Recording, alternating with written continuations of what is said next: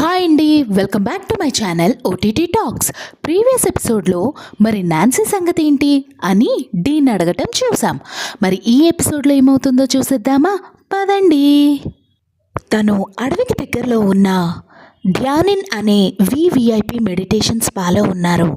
అక్కడ తను మెడిటేషన్ థెరపీకి వెళ్ళారు. అక్కడ నెట్వర్క్ కానీ వైఫై కానీ ఏమీ ఉండవు.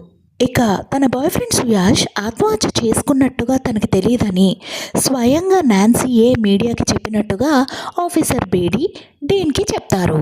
మరోవైపు దేవిప్రసాద్ ఓల్డ్ బాయ్స్కి స్వయంగా తానే ఫుడ్ తీసుకొని వస్తాడు. అది చూసి అక్కడున్న సెక్యూరిటీ గార్డ్, అరే దేవిప్రసాద్ సార్, ఈరోజు మీరేంటి స్వయంగా బండి తోలుకొని వచ్చారు, సోను రాలేదా అని అడుగుతాడు. వాడికి హెల్త్ బాగాలేదు. అడ్మిన్లో ఉన్న సిన్హా మేడం నాకు ఫోన్ చేసి ఓల్డ్ బాయ్స్కి డిన్నర్ తీసుకురమ్మని చెప్పారు.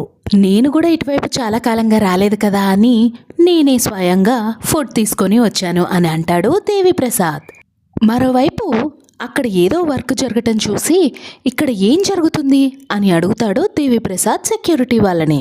డేన్యాస్ బంగ్లో ఉంది కదా, దాని వెనకున్న అడవిని క్లియర్ చేసి సీనియర్స్కి హాస్టల్ కడుతున్నారు అని అంటాడు సెక్యూరిటీ. ఇదెప్పటి నుంచి అని అడుగుతారు దేవిప్రసాద్. డేన్యాస్ చనిపోయిన రోజు నుంచే కడుతున్నారు. కొత్తింటికి మారాలన్న భయంతోటే ఆయన చనిపోయారని అనుకుంటున్నాను. వయసు అయిపోయిన వాళ్ళు మార్పుని ఇష్టపడరు కదా. ఆయన అదో రకం మనిషి.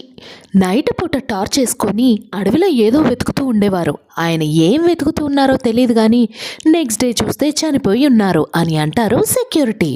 అవన్నీ వినేసి అక్కడి నుంచి వెళ్ళిపోతారు దేవిప్రసాద్. మరోవైపు ఆదిరాజ్ ఎవరికీ తెలియకుండా ఆర్కైవ్ రూమ్లోకి వెళ్ళి అందులో నినాద్ ఫైల్స్ను బయటికి తీసి వాటిని పిక్చర్స్ తీసుకొని సీక్రెట్గా వెళ్ళిపోతాడు. అది గమనించిన మన చంద్రప్రకాష్ సార్ లోపలికి వెళ్ళి చూస్తాడు. అక్కడ ఒక ర్యాక్ చిన్నగా ఓపెన్ అయి ఉంటుంది. అది పూర్తిగా ఓపెన్ చేసి చూడగా అందులో నినాద్ ఫైల్ బయటపడుతుంది. మరోవైపు మన ఇన్వెస్టిగేషన్ టీం అన్ని రూమ్స్ని చెక్ చేసుకుంటూ వస్తారు. సుయాష్ రూమ్కి సీల్ వేస్తారు. అది గమనించిన దేవ్ వాళ్ళు డీన్ దగ్గరికి వెళ్ళి మా రూమ్స్ని చెక్ చేస్తామంటే దానికి ఏంటి అర్థం అని అడుగుతారు.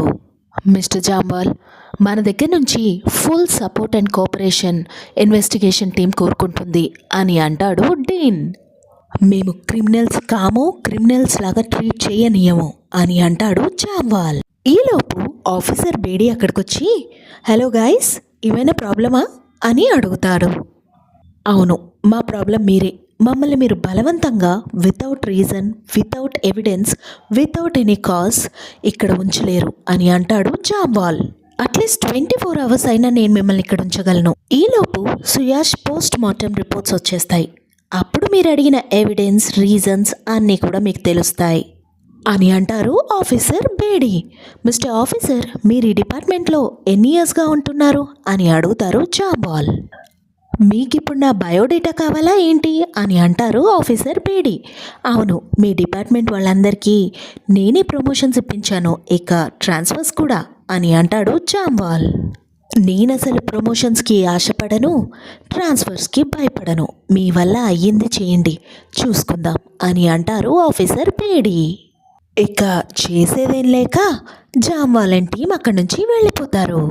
ఇక మరోవైపు మిస్ ఘోష్ వేదాంత్ చేతి మీద ఉన్న మార్క్ గురించి డాక్టర్తో డిస్కస్ చేస్తూ ఉంటారు. ఆ రోజు స్టేజ్ మీద కింద పడిపోయినప్పుడు దెబ్బ తగిలింది అనుకున్నాను అని అంటుంది మిస్ ఘోష్. తర్వాత ఏం జరిగింది అనేది నెక్స్ట్ ఎపిసోడ్లో చూసుకుందాం. ఇలాంటి ఎపిసోడ్స్ మీకు ఎన్నో కావాలి అనుకుంటే నా ఛానల్ని సబ్స్క్రైబ్ చేసుకోండి. Thank you so much for watching. Bye.